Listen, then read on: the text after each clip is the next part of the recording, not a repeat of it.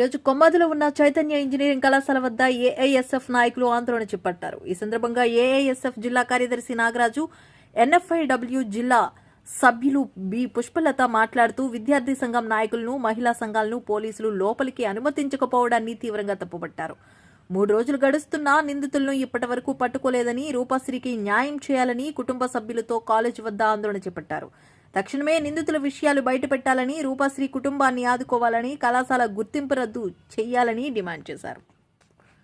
చేయాలి చేయాలి ఆదుకోవాలి ఆదుకోవాలి ఆదుకోవాలి చేయాలి చేయాలి చేయాలి చేయాలి చేయాలి చేయాలి గుర్తింపు రద్దు చేయాలి చేయాలి చేయాలి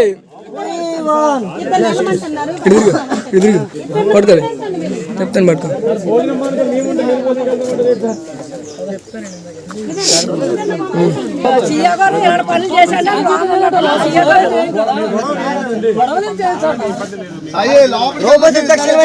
చేయాలి చేయాలి చేయాలి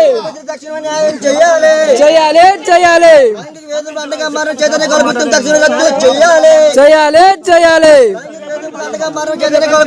రద్దు చేయాలి చేయాలి చేయాలి